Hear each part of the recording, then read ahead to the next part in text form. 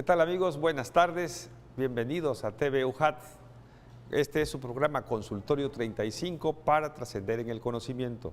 Muchas gracias a quienes, como siempre, nos siguen en el 107.3 de FM Voz Universitaria en Radio UJAT. No todos los defectos del nacimiento, que son el tema que hoy vamos a tocar, se pueden prevenir, pero una mujer puede aumentar su probabilidad de tener un bebé saludable. Muchos defectos de nacimiento ocurren muy temprano en el embarazo, durante veces incluso antes de que la mujer sepa que está embarazada.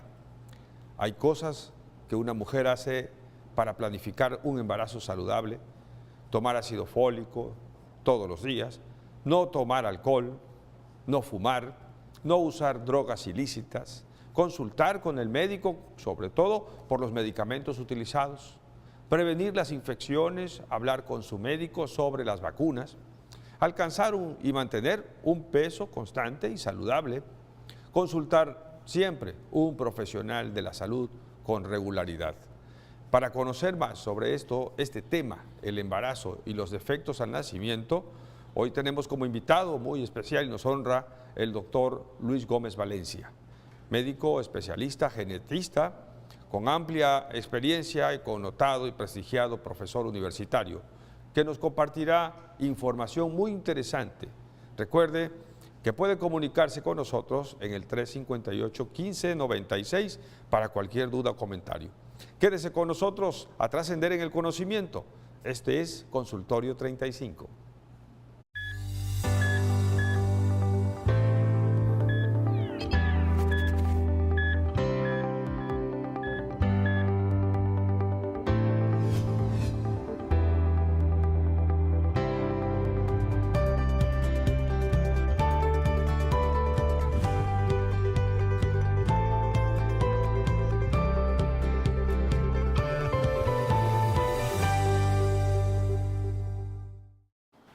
Muchas gracias por sintonizarnos.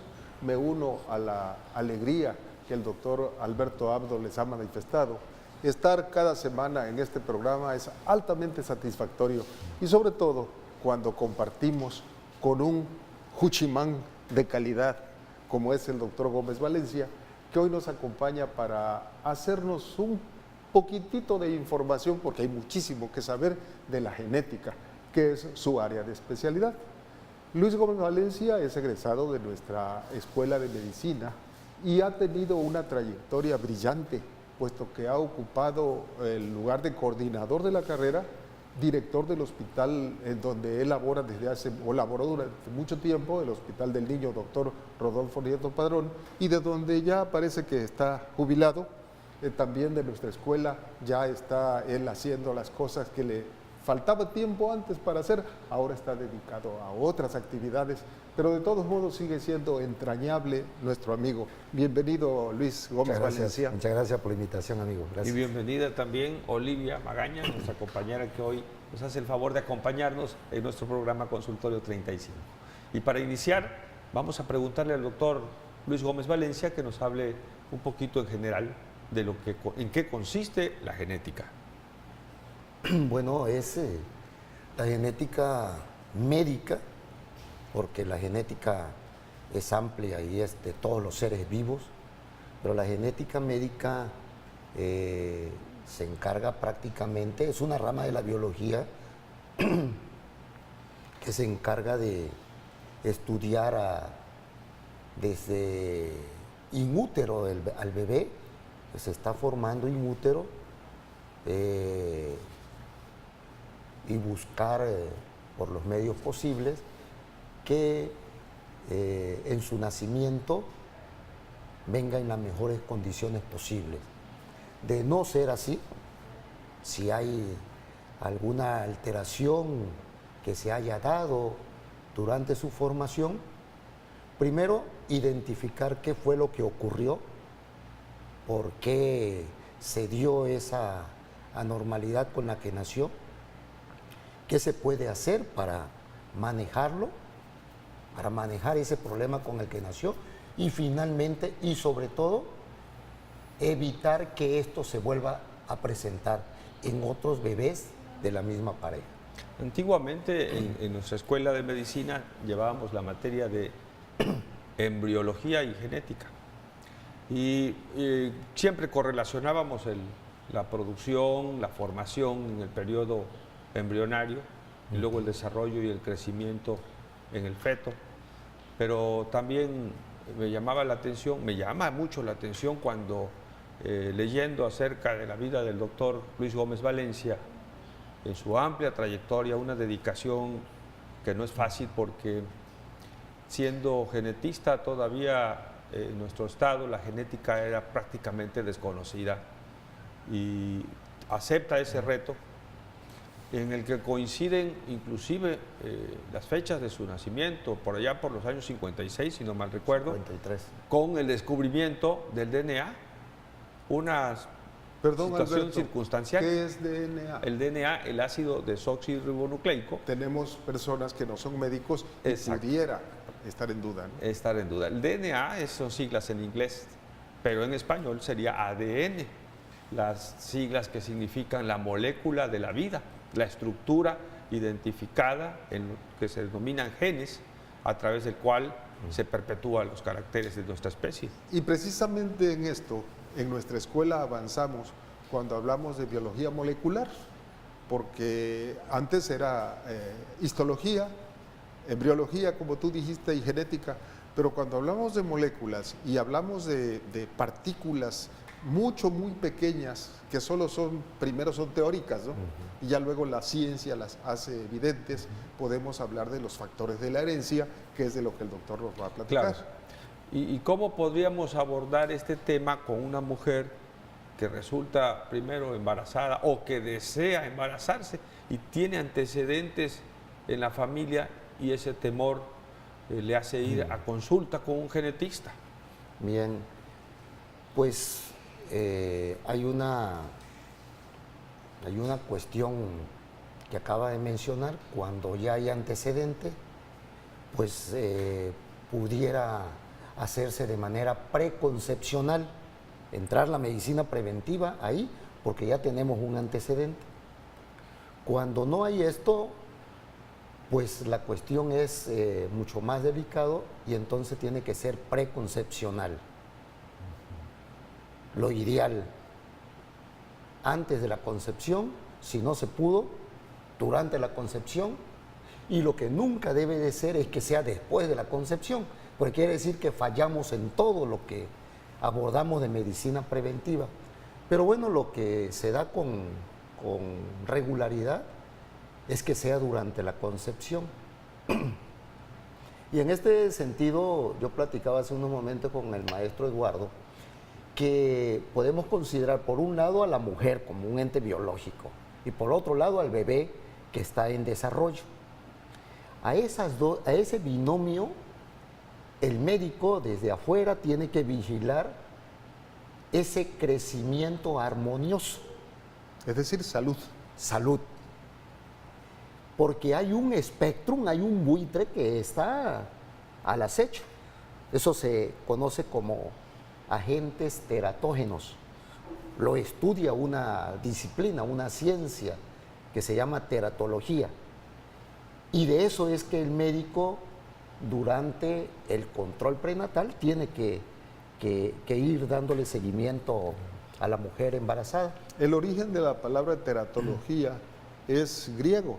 Teratos, ajá. Y significa monstruo. Eso es. Antes se hablaba de monstruosidades. Desde luego eso no es prudente mencionarlo así para quien tiene alguna alteración. Son simplemente cambios o malformaciones congénitas, ¿verdad? Sí, pero en la palabra teratogénico, sí, la interpretación aplicada al concepto médico, al concepto del seguimiento gestacional en un embarazo, es buscar que esos factores o medicamentos o alteraciones que son teratogénicas signifiquen que van a causar un monstruo, una alteración monstruosa.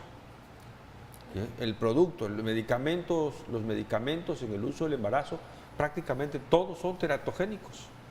Todos pueden causar una alteración monstruosa y ocasionar defectos en el producto.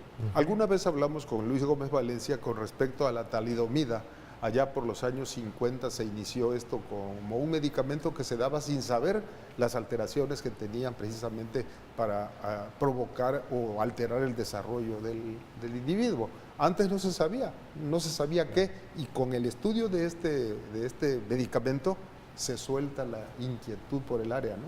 Así es. Pero no todo tiene que ser así aparatoso. Eso es. En la morfología Amarillista. de un bebé, porque también pueden darse cambios moleculares, como ustedes están hablando, en genes específicos y nacer un niño totalmente normal, aparentemente normal, pero que tiene fallas génicas en la producción de una enzima, por ejemplo, que le va a condicionar una enfermedad específica. Pero en relación a esta teratología, fíjense, la teratología es una ciencia que estudia las causas, los mecanismos y las manifestaciones. Causa, talidomida. Ahora, ¿cómo es que la talidomida ocasiona daños en el bebé? ¿Cuál es esa manera de cómo altera los mecanismos de la mitosis, de la meiosis, la migración celular? Es decir, la multiplicación celular se ve afectada. Se ve afectada. Y a través de ese mecanismo originaba, ahorita está proscrita para esto, para lo que se usaba en la mujer embarazada, para la ansiedad, para los mareos. Eso ya no tiene otra aplicación la talidomida. Claro. Y ocasionaba que los bebés nacieran sin brazos, sin piernas. Con sordera. Todas esas manifestaciones que ya no se dan. Eso lo estudia la teratología. Una identificación de un factor que contribuía a desencadenar todas esas alteraciones en contra de lo normal. Y hablamos del primer trimestre del embarazo, que es cuando se llega a marcar. El primer trimestre. ¿Qué te parece, Olivia?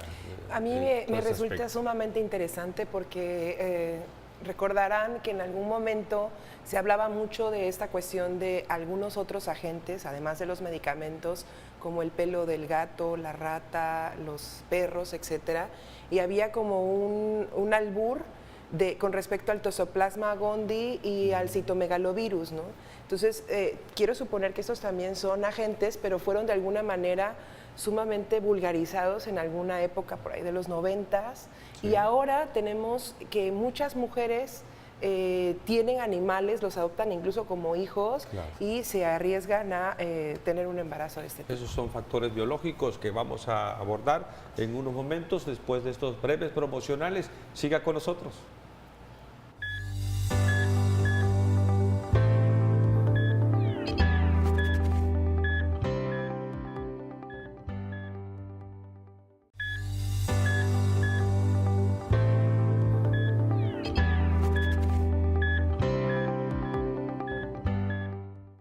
Su programa Consultorio 35 va en marcha. El tema, alteraciones congénitas en el primer trimestre del embarazo, y nuestro invitado de honor especial, muy bienvenido, el doctor Luis Gómez Valencia. Hemos avanzado con respecto a qué es en sí, es la genética, cuáles son las consecuencias que tiene el no tomar en cuenta la participación en el equipo médico a alguien que sepa si ya hay antecedentes o si no hay antecedentes. De todos modos, la vigilancia estrecha que debe tener la mujer embarazada para evitar esos factores que le dijimos que eran teratogénicos, es decir, capaces de alterar. Pero avanzamos mucho más cuando supimos que a nivel del desarrollo del sistema nervioso central, específicamente del cerebro, se pueden tener alteraciones lamentables por no haber tomado su dosis de ácido fólico, que por allí se mencionó ya antes. Continuamos con ustedes, amigos, porque la psicología y la genética están ahorita dándose la mano. ¿Quién de ustedes quiere participar? Bueno, esta situación ya ha avanzado en materia de genética. Ya se tiene de alguna manera mecanismos de prevención de estas enfermedades que en algún momento fueron muy populares, ¿no? Y eran de dominio público, se hablaba, ¿no? Comúnmente. La toxoplasmosis, ¿verdad? La consanguinidad entre hermanos y primos, en fin. Bien, mire, El embarazo es un proceso biológico, pero que así sucintamente se divide en 3 periodos que ustedes ya conocen, o mejor dicho, por ejemplo, en 3 trimestres. Y de esos 3 trimestres nos ubicamos en el primer trimestre. En el primer trimestre hay 2 periodos del desarrollo de un bebé in útero, que es el periodo preembrionario, antes de embrión, y el periodo embrionario, eso en los 3 primeros meses. El preembrión es la semana 1 y la semana 2, en donde se da una serie de divisiones sucesivas de las células, a partir de la fecundación, en 2, 4, 8, 16, 32, 60, etcétera, etcétera, etcétera, hasta llegar a formar la mórula, el blastocisto. En ese momento, la mujer presenta su primera ausencia de menstruación. Sí. Y está ocurriendo ya todo este cambio. Está ocurriendo, y la mujer no está ni imagina que está embarazada. Sí. Y ya está cerca de cumplir el primer trimestre, ¿no? Bueno, y entonces hasta llegar a la implantación. Ese blastocisto se implantó en el útero al final de la segunda semana. Ese periodo se dice que es de extrema labilidad del bebé, porque si ocurre cualquier cosa, la mamá toma algo, ingiere algo, está expuesta a algo, tiene 2 caminos. Ese bebé se pierde. Aborto si es afectado, si es afectado. Si no ocurre eso, que esté tranquila la mamá, porque lo más seguro es que no ocurrió nada. Si hubiera ocurrido, se hubiera perdido. Esas 2 primeras semanas se llama el periodo del todo o nada. O sea, cuando dices se hubiera perdido, es que ocurre el aborto. El aborto. En forma natural. Y ni se imagina que ha abortado, porque dice, es que tuve una menstruación pequeña, escasa, ¿no? Fuera de tiempo. Y ocurrió eso. Pero el problema es de la semana 3 a la semana 8. Ese es el periodo llamado morfogenético, porque es donde el bebé se estructura de cabeza a pies. Ahí es donde tenemos que cuidar de todo eso que la compañera psicóloga nos comenta. ¿Qué estamos haciendo para prevenir que ese bebé se estructure de manera adecuada? La mujercita, ¿en dónde vive? ¿Cuáles son las condiciones de la vivienda? Vive en plantaciones cacauteras, bananeras, cocoteras. Hay flip, usa el flip, porque no tiene para poner mosquiteros, porque no tiene pabellón. En todas las casas humildes de las comunidades, abajo de la cama está la bomba del flip, y todo el día. O tienen sacos de insecticida, de plaguicida, ahí en la habitación donde duerme, y eso se volatiliza, no lo vemos y lo estamos respirando. Todo eso entra dentro de la prevención que el médico tiene que hacer con las mujeres durante su embarazo, que cuiden todos esos ambientes. Tiene perro, tiene gato, hay que ver esas condiciones, o se queda el perro o se queda ella, ¿no? ¿Quién sabe? Uno de los dos. En el caso de las aves de corral, del puerco, que son habituales en este medio en el que estás describiendo, ¿también hay morbilidad? También hay morbilidad, pero fíjate, el problema de esas aves son otras aves que traen, que transmiten, los zanates, las palomas, y contaminan ahí. Y la madre está expuesta. Y la mamá, hay perro y hay gato. ¿Qué es lo que hacemos? Hasta nosotros lo hemos hecho algún día. Se nos cae la cuchara, agarramos. Rapidito antes de que se contamine. Ya listo otra vez. Sí. Eso no es ninguna medida higiénica, ¿no? Y vámonos. Y ahí se va el toxoplasma. Nos llama y ahí se va el citomegalovirus, y ahí se va todo. Una llamada de nuestro auditorio, la señora Elizabeth Bonilla nos dice, muchas gracias por estarnos viendo, que ella tiene gatos en su casa y que su hija perdió su primer bebé, tuvo un aborto, que si tuviera relación el hecho de tener gatos, estamos platicando acerca de eso, porque transmite enfermedades. Claro. Sí, pero no se trata de acabar con los animalitos. Por supuesto. O sea, no eso. O sea, hay que tener medidas de control primero, que estén desparasitados, que tengan su consulta, porque los animalitos también tienen sus médicos, ¿no? Sí. Y en todo, que esté bien, ¿no? Lo que pudiera hacer una mujer embarazada con esos animales es cuando menos evitarlos durante esos primeros 3 meses, evitarlos, no manipularlos, porque los animalitos se sientan, su cola las frotan contra nuestra ropa, nosotros no cuidamos, ponemos nuestras manos, ese es el verdadero problema. Se meten a la ¿Sí? cama. Sí, o sea, pero es cuidar eso, la prevención está en eso, no acabar con los animalitos, Claro. no sacarlo. Pero sí, si la señorita está embarazada ya, la joven está embarazada, lo más seguro es que ya pasó todo este periodo, ¿no? Pero puede estar enferma ella, porque si ya abortó, como nos menciona. Pero en ginecobstetricia, en su control prenatal, antes de, durante de y después de, lo interesante es a través de un perfil de Torch. De Torch, que se hace. ¿En qué consiste eso? ¿Qué El perfil es una muestra de sangre, hace cualquier laboratorio. Torch. cualquier- Toxoplasma. Perfil de Torch. Toxoplasma, T de toxoplasma o de otros, Otros. de que no investigamos, puede ser SIDA, puede ser hepatitis, puede ser otros. Sífilis. R de rubiola, C de citomegalovirus y H de herpes virus. Esto es en suero, en sangre. Sí, en sangre. Eso. ¿Por qué se por un método investigan de esos? ELISA. ¿Por Mande. qué? ¿Por qué investigar estos? Se investiga El por, citomegalovirus. vamos a suponer, es como la pregunta de la señora, si su hija está embarazada y hay convivencia con esos animalitos, bueno, pues un perfil de Torch es adecuado para saber cómo están esas Titulaciones. esas titulaciones en ella. Por ejemplo, hay anticuerpos que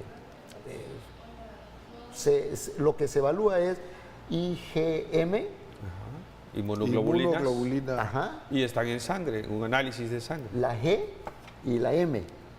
La G, Pero, la por E. ejemplo, una nos dice, ya estuvo infectada.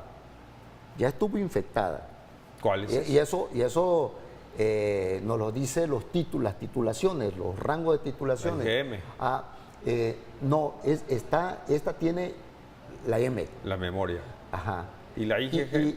Y nos dice ahorita, ahorita en este momento es la infección, eso es lo Está que activa. nos interesa.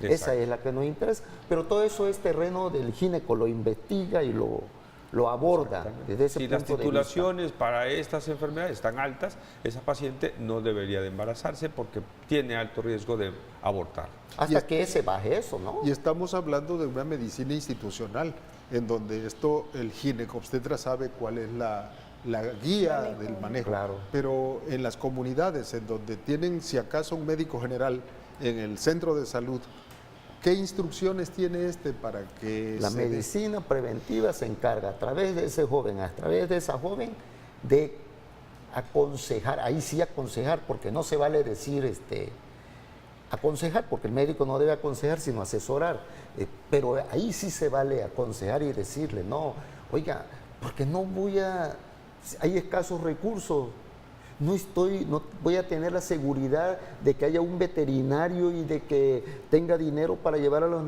animalitos a que lo vacunen. ¿Sabe qué? Mejor apártese de los animalitos durante este O periodo. los animalitos estén en su lugar. Sí, ahí es donde digo, no, o se sale el perro o me salgo yo, ¿no? No hay otra condición. Pero ¿no? en las comunidades está la ideología, ¿no? Luego las mujeres dicen, pero si toda la vida hemos estado en el campo y las abuelas, ¿no? Yo he tenido 10 hijos. ¿Por qué ahora las mujeres son más susceptibles en el campo a padecer ese tipo Pero de casi siempre problemáticas? en las historias clínicas encontramos. ¿Cuántos embarazos tuvo? Pues yo tuve 9, pero aborté. 3 se murieron y 2 fueron abortos. Correcto. Nada más tengo entonces 3. Sí. ¿Sí? Y así es la historia repetida de muchos pacientes de origen muy Susceptibles humilde. siempre fueron, ¿no? Pero Claro. como lograron muchos, pues, Estaban allí y ocurrían, pero no los identificaban. Claro. Hoy con los avances de genética, pues entonces tenemos la oportunidad de prever que ocurran esas situaciones. Vuelvo a lo que dije hace un momento.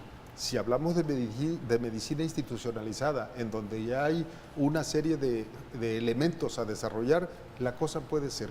Pero tenemos que insistir con nuestros estudiantes en que una historia clínica tiene que ser realmente historia clínica. Claro, sí. Esto que están hablando ustedes del medio en el que se desenvuelve no se pregunta. Exacto. Y ponemos una rutina, casa, habitación en buenas condiciones. No nos dice nada. No dice nada. Pero sí el ambiente, ¿verdad? La historia clínica es fundamental. Es un documento que integra el expediente clínico. Vamos a hacer una pausa, estimados amigos. Vamos a continuar regresando de esta pausa con nuestra compañera Olivia Magaña de López.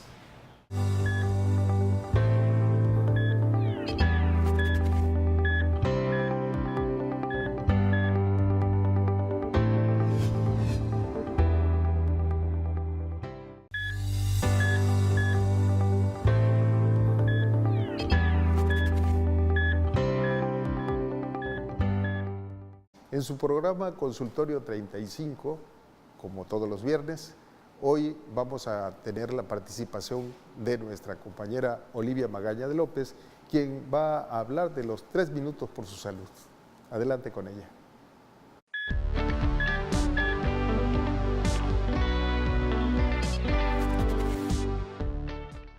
¿Qué tal amigos? Bienvenidos a 3 minutos por su salud. Seguramente usted ha escuchado que una de las grandes noticias de este sexenio es que hemos logrado los mexicanos un aumento significativo en la producción agrícola. Y este es uno de los sectores de nuestro mercado económico que ha permitido un importante desarrollo. Sin embargo, si analizamos esto desde el punto de vista de la sustentabilidad, en donde estamos usted, yo, sus hijos, su familia, hay datos significativos y preocupantes.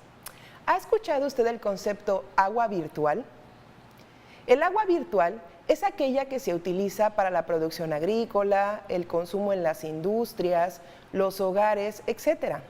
Por ejemplo, para producir fresas se requieren aproximadamente en cada riego de los 40 que la fresa necesita para su desarrollo, 40 litros por cada una de las fresas. Para una naranja, que lleva 2 riegos durante el periodo de cosecha, se requieren 14 litros para una sola naranja. Estamos hablando de una gran derrama de agua que no tiene valor alguno. Fíjese que el agua en sí sola no tiene un valor o una denominación económica. Lo que nos cobran del uso del agua es precisamente el servicio de entubado, limpieza, etc. Si pensamos en esto, el agua dulce de la que dispone usted en su hogar para bañarse, para lavar los trastes, etc., se está acabando. La producción agrícola aumenta significativamente y esto representa el 73.6% del consumo de agua dulce por año. El 14.8% para los hogares.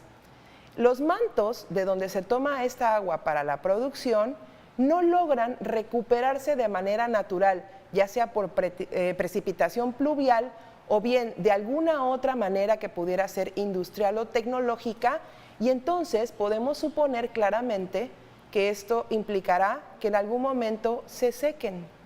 ¿Cómo entonces las personas vamos a abastecernos de agua en los próximos 10 o 20 años? El agua virtual es esta agua que no tiene ningún valor, pero que definitivamente mañana vamos a necesitar para vivir. Aunado a esto, la contaminación. Sabemos perfectamente que el agua de los ríos, los lagos y los mantos acuíferos está contaminada. Por eso la reflexión aquí es que desde los hogares empecemos a pensar en cómo recuperar el agua que consumimos todos los días para darle un mejor uso. Estos fueron 3 minutos por tu salud. Muchas gracias.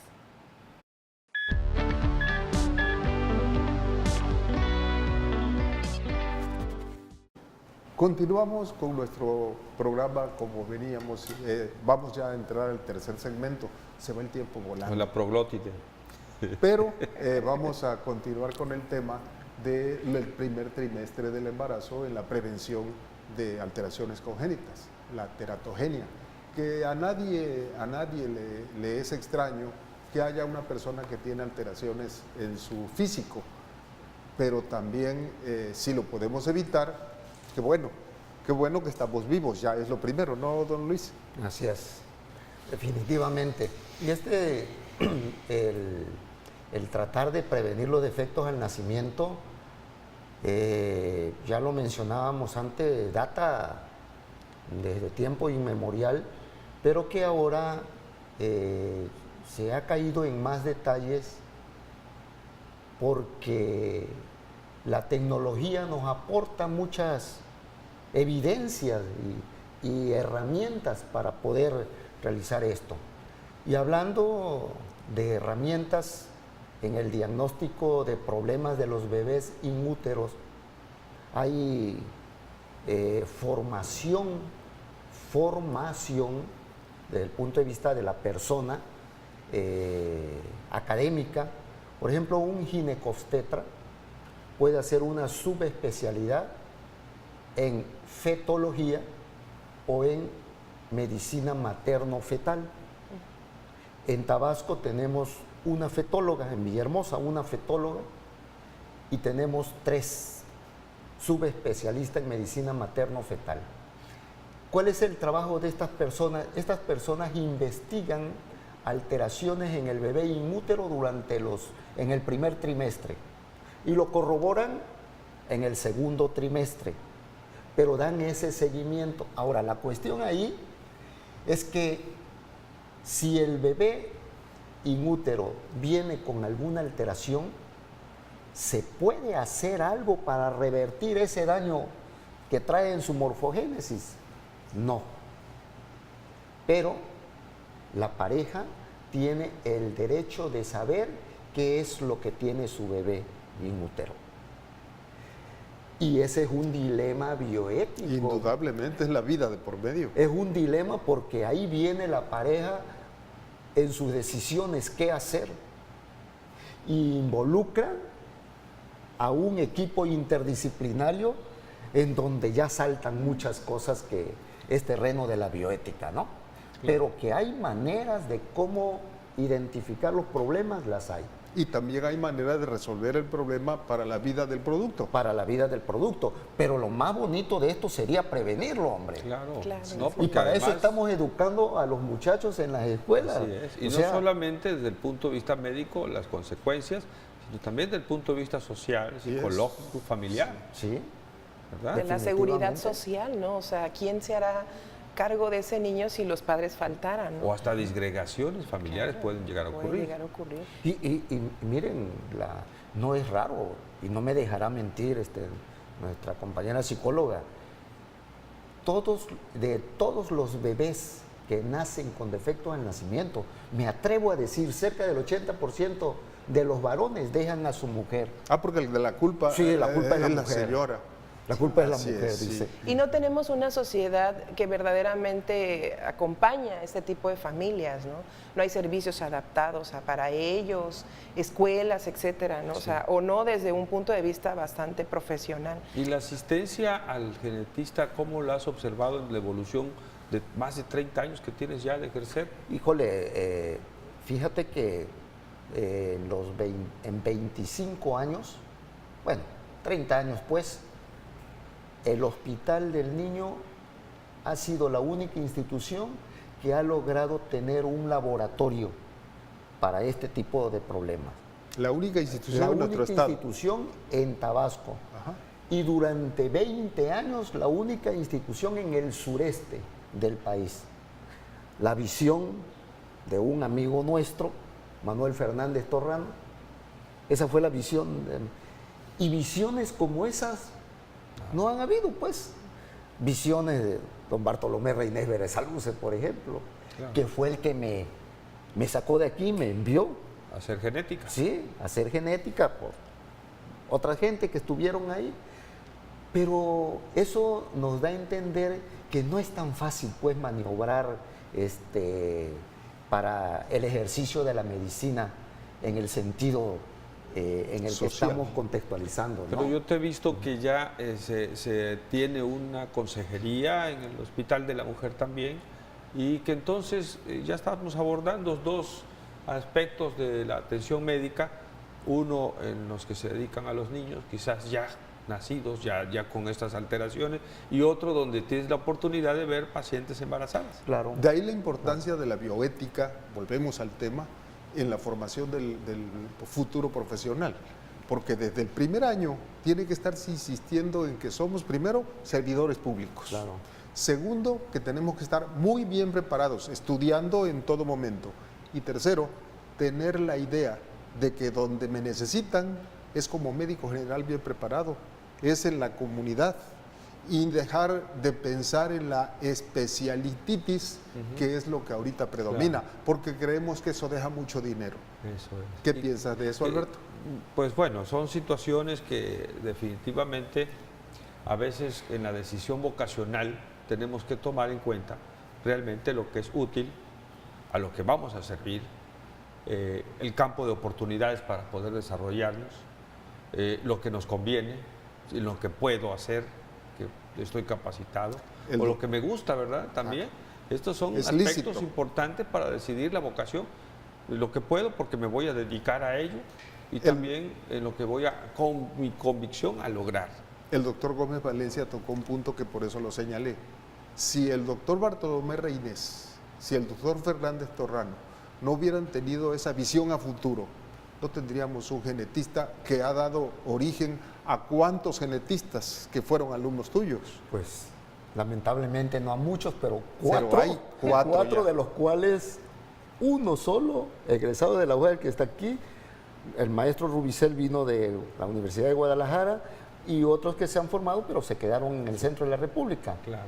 Pero sí, porque llega el joven genetista o la joven genetista y no tiene cabida en los hospitales. Pero ¿qué hace también? Como Sí. que en la plantilla médica, como Sí. me pasó a mí, Sí. en los primeros 3 meses en los hospitales no había considerado un oncólogo. Entonces, ¿para qué lo quiero? Si esto lo atiende el ginecólogo, esto lo atiende el gastro.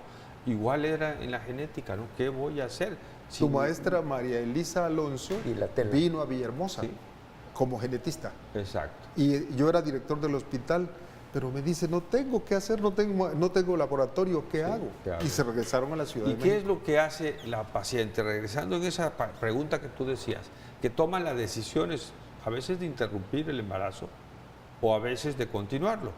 ¿Cuál es la decisión más acertada o la que más frecuentemente se da? Fíjate, si hay instituciones como el Hospital de la Mujer, en donde hay estas herramientas de diagnóstico, se ha diagnosticado a la mujer embarazada, vamos a suponer, cualquier problema, su bebé tiene este trastorno, y la mujer dice, agarra, hace su carta, doctora, solicito en base a toda la información que tengo, solicito interrumpir mi embarazo. La institución que oferta herramientas de diagnóstico prenatal tiene la obligación de enfrentar también, de atender las solicitudes de esta pareja. Porque si no es así, Pues ¿para qué está ofertando esas cosas? Claro. Que no hay obligatoriedad tampoco del médico, desde el punto de vista bioético, de hacer lo Su que la objeción institución de le diga. conciencia. Sí, claro, o sea, tampoco Sí. eso.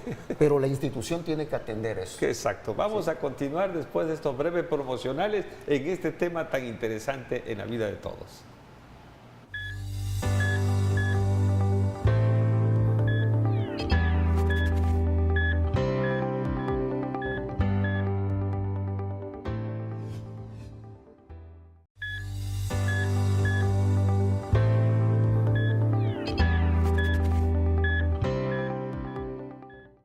continuando en consultorio 35 con las malformaciones congénitas, o más bien el adecuado control del primer trimestre del embarazo, hemos visto cuántas posibilidades hay y que afortunados somos de estar más o menos normales, porque hay tantas posibilidades de enfermedad que la verdad yo no quisiera volver a pasar por todo esto si ya llegué hasta aquí.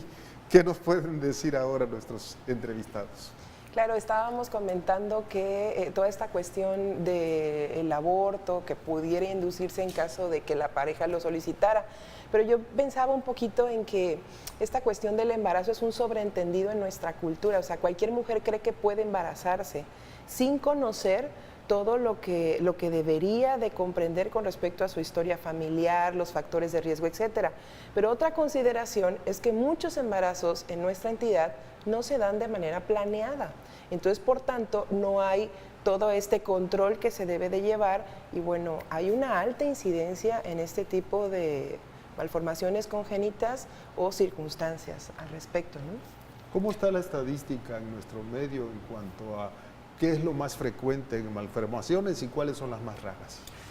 Yo le puedo hablar del Hospital del Niño. Lo más frecuente, evidentemente, es los problemas cromosómicos y de ellos el síndrome de Down. El síndrome de Down. De ahí los trastornos esqueléticos y en tercer lugar los neurológicos, por ejemplo. En genética nos llegan los pacientes por referencia. El genetista siempre va a depender de lo que el colega le envíe. A nivel institucional no hay problema. A nivel institucional, los jóvenes en formación, y así debe ser, a cualquier sospecha puede solicitar interconsulta a genética. Y lo más frecuente es trastornos en el crecimiento y el desarrollo, malformaciones evidentes, deficiencia mental. Entonces todo esto tiene que ser abordado, no por un solo hombre o una sola mujer, sino es un equipo de gente. Entre todos llegamos a un diagnóstico. Al llegar al diagnóstico, ¿qué le ofrecemos? Y finalmente, ahí sí, es para el genetista la asesoría a los papás. Su hijo tiene esto, fue por esto. En ningún momento nos está permitido decirle que es por culpa de ellos. Eso debe importante. quedar. Eso es importante. Nadie. ¿Por qué? ¿Por qué se altera la vida? Yo les decía, ¿por qué creen que el varón deja a la mujer por falta de información? Sí. Es por falta de información, Sí. porque no saben que tanto el hombre como la mujer aportamos el 50% de nuestra información. Espermatozoide y óvulo tienen 50%. Claro. Cualquiera de los dos puede ser, o sea, no buscamos culpable aquí, pero sí es ayudar al bebé. Ahora, el genetista en un momento dado ya tiene el diagnóstico del problema que tiene el bebé, y no es que hagamos como Pilato, pero hay un grupo de gente que lo está esperando para manejarlo. Pero sí nos ocupamos de la pareja. ¿Cuál es tu proyecto que tienes de vida? Eres pareja de 20, 22 años, con seguridad tienes proyectado 2 o 3 bebés más por allá. Ajá. Me ocuparé de que cuando menos este problema no tiene por qué volver a repetirse. La situación Yo me está ocuparé de eso. cuando el varón o la mujer tienen varias parejas. Porque eso es habitual en nuestro medio. Es habitual. Y andan repartiendo algo que no saben que ellos traen. Es habitual. Ojalá y no se me vaya esta idea. Fíjate, ya se me fue, pero bueno, es que regreso a esto porque quería abordar lo que preguntaba la psicóloga. Es frecuente la consanguinidad o la o emparentar entre... Sí, en los cortes decíamos que es una idea muy popular que entre primos o familias consanguíneas pudieran salir deformes, así nos decían las abuelitas, ¿no? Sí. Pero qué frecuente, tan frecuente es esto, ¿no? Fíjese, es de lo más a lo menos, es más frecuente entre familiares. Un hermano con su hermana, un papá con su hija y viceversa, un abuelo con la nieta o un tío con la sobrina. Pero también puedes, y es casi no probable si no somos familiares. Pero también no siendo familiares se dan el problema, pero es menos frecuente. Pero es un muchacho de Canadá y una tabasqueña, y puede venir un problema en donde ambos sean portadores para ese problema. ¿Y cómo es eso, no? Claro. Ahí se llevan los coeficientes. Es menos probable, pero puede darse. Puede ocurrir. Entre menos. Ahora, lo que sí es que si conocemos que una enfermedad obedece a un patrón en donde pueden ser portadores como familiares, lo más lógico sería, ahí sí, recomendar, bueno, cuando menos, no la familia y sal, por ejemplo, a otra. Sal No a la estudiar. familia significa no tener hijos. No tener hijos entre familias. Entre Por eso familiares. ya están casados. Ajá. Y tienen pero- los dos factores. La asesoría genética es... bueno, con ellos, con la pareja, Ajá. en ese sentido, es, vamos a suponer, es fibrosis quística, es un problema autosómico recesivo. Los dos son parientes, los dos son portadores. ¿Qué podemos hacer ahí? Hay riesgo de que vuelva a tener un bebé, eso no lo puedo evitar, un riesgo matemático, pero se llama a eso intervenir la fertilidad. Hay otra área, biología de la reproducción. Esa es la cosa, ya eso Biología de la reproducción. Entonces, Ajá. biología de la reproducción dice, bueno, cuando menos vamos a evitar a uno de los dos que participe. No va a participar la mujer con su óvulo, no va a participar el varón con su espermatozoide. Voy a tomar otro esperma de otro y lo implanto y garantizo de que cuando menos ese problema no vuelva. Sí. Porque son alrededor de 30.000 enfermedades con las que pueden nacer un bebé. Eso Imagínate. es. Me preguntan precisamente si la hemofilia es consecuencia de estas alteraciones y que sí, ¿qué estudios se realizan para evitarlo? ¿O qué le hacen a esos pacientes? El 80% de las personas con hemofilia es la tipo A. Y eso es por deficiencia del factor 8, Explícalo, por de la favor. coagulación. La sangre coagula, una cortadita puede ser coagula, intervienen muchos factores. 13. Varios factores. Y dentro de esos factores hay uno, el factor 8, que no se está produciendo. Se llama antihemofílico. Y ese factor está en el cromosoma, el gen que produce ese factor 8 está en el cromosoma X, el sexual. En el varón, el único gen que produce el factor 8 está en el único X que tiene el varón. El 100% del factor 8 lo tiene el solo X, el del varón. Y en cambio en la mujer tiene dos X.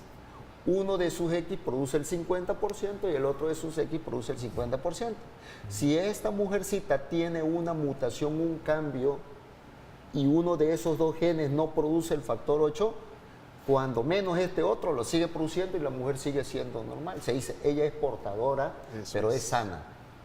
Pero si esa mujer en la fecundación pasa ese óvulo que lleva ese X con el gen mutado que no está produciendo factor 8, el varón pasa su espermatozoide. Sí. Si pasa el espermatozoide con el Y, es un varón y es un varón enfermo. Con Porque si hemofilia. pasa el espermatozoide que lleva X, es una mujer sana, pero portadora, igual que la mamá. Claro. De ahí viene ese proceso. Es ¿no? que los cromosomas, que son los caracteres en donde se transmite la herencia, son establecidos desde el número que aporta el hombre y el que aporta la mujer. Los cromosomas Cada son uno- como la maleta en donde va Sí. toda la ropa, ¿no? Toda Que la son los maleta. genes ahí. Ujú. Pero además de estos llevan dos que van a definir el género sexual de la nueva persona, el nuevo Así ser. es. Y uno es el XY y el otro es el XX. Así es. XX, esos cromosomas dan origen a una mujer y el XY da origen a un hombre. Es allí el intercambio de material genético en el cual pueden nacer una persona portadora y sana o una paciente ya enferma. Así es. ¿Así es? Así es.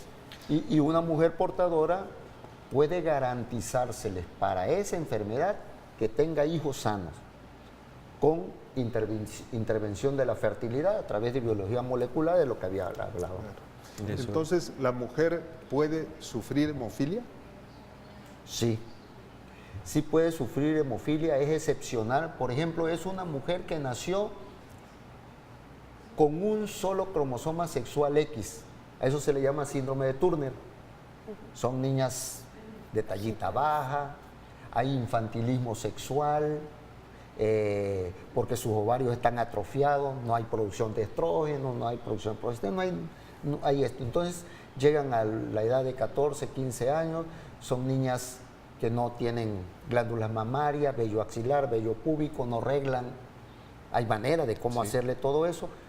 Pero si a esa niña, a pesar de esa enfermedad, además tiene hemofilia, le pasa, el único X que tiene es el X que tiene el gen que no está produciendo factor 8, tiene hemofilia y tiene Turner. ¿No? Entonces hay mujeres que tienen eso, por ejemplo. Es una de las excepciones en donde la mujer puede tener eso. Pero también hay otros tipos de hemofilia, como la enfermedad de Willebrand y todo eso, en donde se pueden ver también mujeres afectadas con estos problemas. ¿Qué se ha hecho? ¿Cómo va el avance científico en la genética y qué esperamos en el futuro? En el mundo, excelente, ¿no? En el mundo, excelente. A nivel nacional, muy bien. En el Estado seguimos igual, pero bueno, mejor que en otro estado, ya ¿no? Empezó la cultura. Mejor que en otro estado. Claro. El futuro de la humanidad, desde el punto de vista genético, va a ser la terapia génica. La terapia génica. Es un problema que tienes, la hemofilia es porque hay un gen que no está produciendo el factor 8. Bueno, a través de algún mecanismo hago que ese gen se introduzca y empieza a producir factor 8. Ese es el tratamiento. Pues muchas gracias, doctor Luis Gómez Valencia, por tu excelente plática. A mis compañeros, Olivia Magaña, el doctor Eduardo López López. Gracias. Y su servidor, nos despedimos de ustedes, invitándole el próximo viernes en punto de la 1 de la tarde, Consultorio 35.